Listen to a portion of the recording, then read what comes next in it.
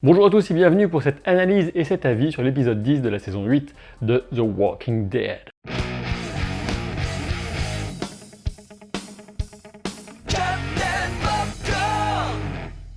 Au moment où cette vidéo sera mise en ligne, la chaîne devrait avoir dépassé la barre symbolique des 100 000 abonnés et je tenais évidemment à vous remercier chaleureusement.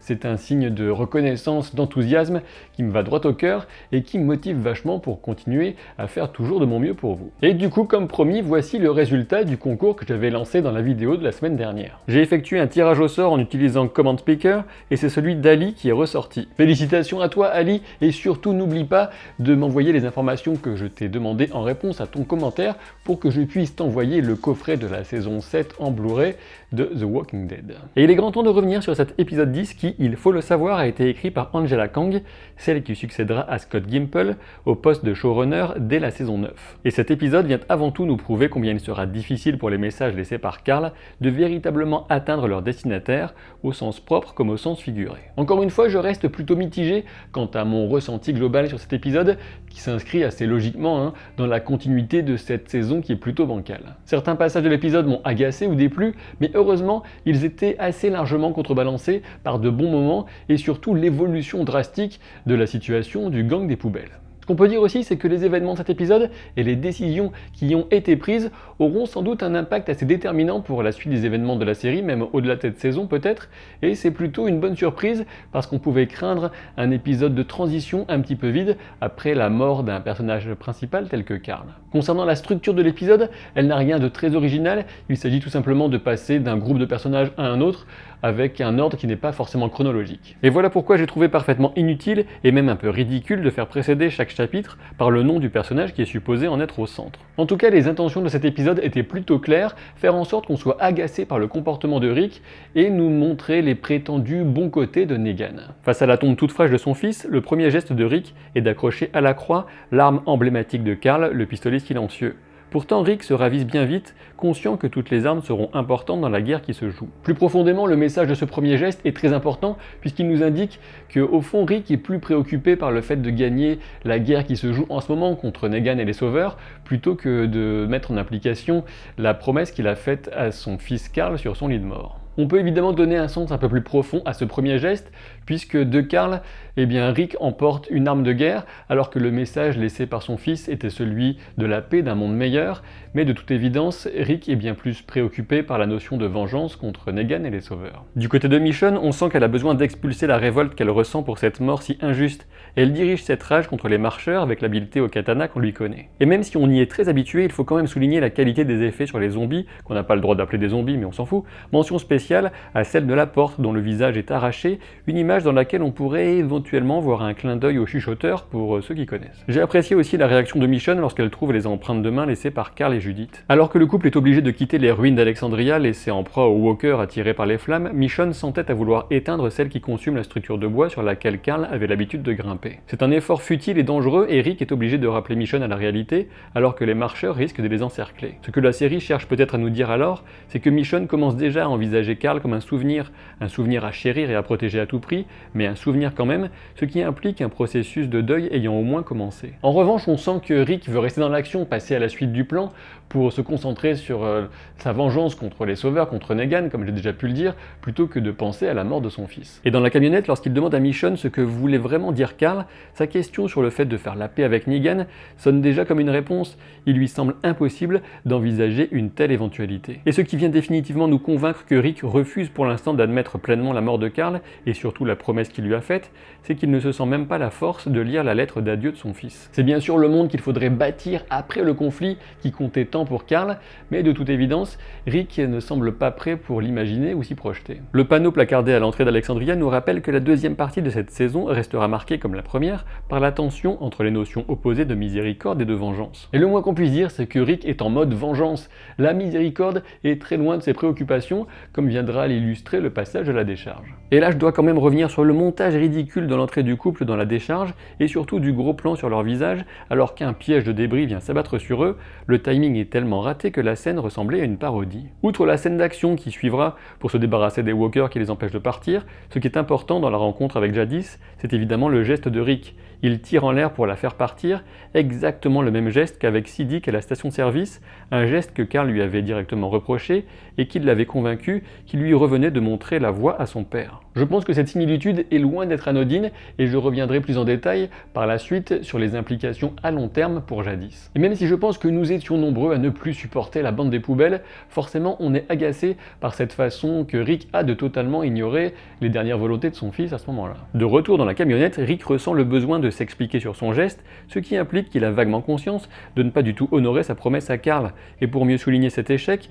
Michonne remarque que c'est justement le type de situation auquel s'appliquait le discours de son garçon. Alors en sortant le paquet de lettres laissé par Carl, on dirait que Rick esquisse un timide premier pas vers un processus de deuil, mais finalement il en est incapable. En effet, Rick reste obnubilé par Negan et choisit de parcourir cette lettre plutôt que celle que son fils lui destinait. Pendant le bref moment où on aperçoit le contenu de la lettre destinée à Negan à l'écran, on peut y lire que Carl envisage aussi bien une victoire qu'une défaite de Negan, mais surtout qu'il met en avant les notions de pardon, de paix et de travailler ensemble. Je reviendrai en fin de vidéo sur l'échange qui se noue alors entre Negan et Rick au talkie-walkie, mais d'abord je voudrais revenir sur la façon qu'a cet épisode de nous dépeindre Negan sous un meilleur jour. On cherche là carrément à nous rendre Negan plus sympathique, voire presque à rendre acceptable sa vision des choses. Et pour ce faire, le procédé est très simple, on utilise Simon ou Simon comme contrepoint et faire valoir. Et si ça fonctionne aussi bien, c'est notamment grâce aux performances de Stephen Hogg et Jeffrey Dean Morgan. Simon est clairement sur le chemin d'une rébellion ouverte contre Negan. Déjà lorsque le chef des Sauveurs était supposé mort, c'est Simon qui s'était imposé en leader. Et justement l'épisode met en évidence leur vision des choses bien différentes.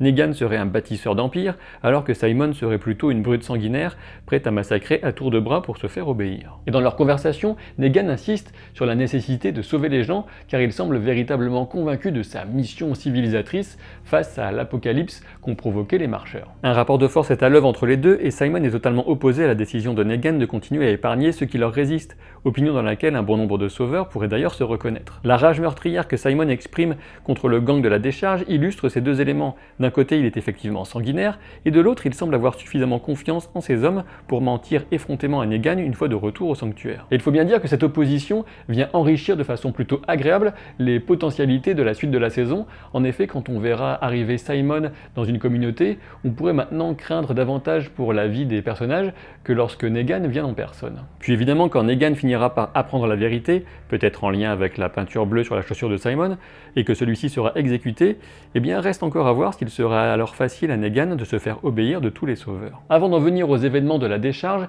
juste un petit mot sur les aventures de Enid et Aaron à Oceanside. Cette partie de l'épisode est un concentré de tout ce qui fait perdre de l'intérêt à cette série, des personnages secondaires guère passionnants, sur une mission mal ficelée qui se transforme en désastre scénaristique, et si les femmes arrivent au dernier moment en fin de saison pour sauver les miches de Rick et compagnie, on sera vraiment dans le ridicule le plus total, un peu comme cette soudaine affection entre Enid et Aaron, et surtout ce fabuleux plan d'Aaron accroupi à côté d'un arbre avec l'air de savoir ce qu'il fait. Mais j'en viens maintenant à cette belle bande de blaireaux que j'avais décidé d'appeler le gang des poubelles dans la première partie de cette saison. Dans l'ensemble, je dois bien dire que j'avais trouvé ce groupe grotesque et sans intérêt. Attention, ils auraient pu en avoir de l'intérêt, mais pour moi, leur seule utilité évidente survient justement avec leur mort, c'est pas trop tôt. Ce qu'il reste d'eux, en revanche, ce sont deux pistes mystérieuses avec un véritable potentiel dramatique. Tout d'abord, on a la piste de l'hélicoptère et des panneaux solaires.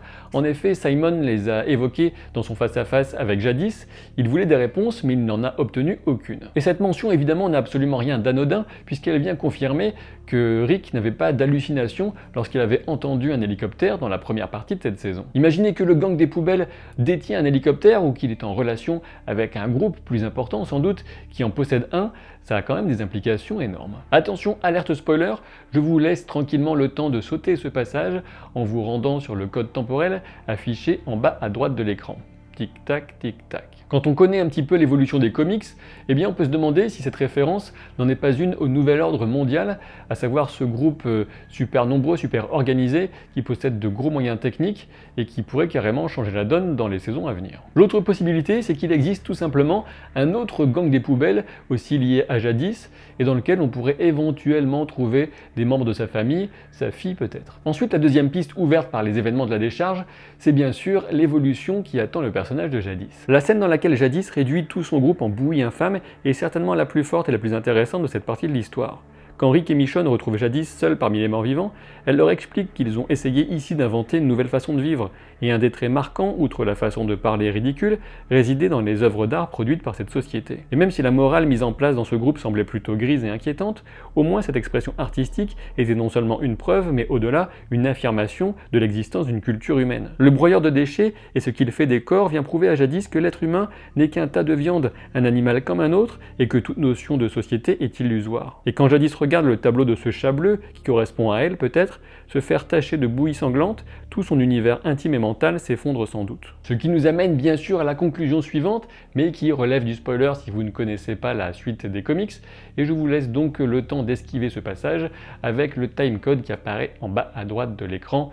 Tic-tac, tic-tac. Alors oui, je sais, le tic-tac c'est un petit peu ridicule, mais on m'a dit que je ne laissais pas assez de temps pour sauter les spoilers, alors je fais un petit effort. Tout me laisse supposer que la série a choisi de créer Jadis afin de façonner un passé au personnage d'Alpha, la chef des chuchoteurs, qui est un groupe d'antagonistes très apprécié des comics.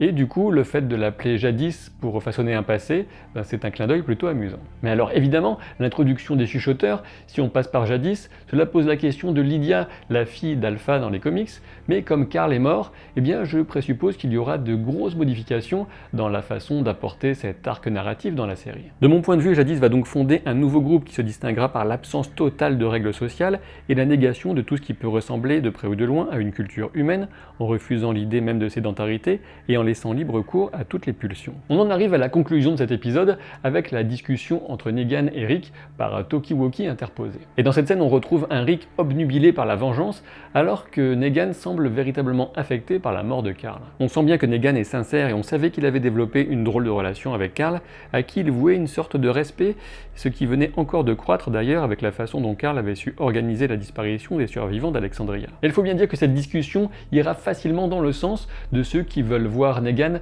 comme un meilleur chef que Rick. Et oui, il faut bien dire que Rick a commis de graves erreurs, à commencer par l'attaque de la station satellite en saison 6. Toutefois, je dois avouer que je trouve assez grave que certains puissent encore succomber à l'idée selon laquelle Negan serait un meilleur choix que Rick. En effet, on peut penser différentes choses de ces personnages, mais le modèle proposé par Negan est totalement inacceptable. Ce qui ressort de la discussion, c'est surtout que chacun reste campé sur ses positions.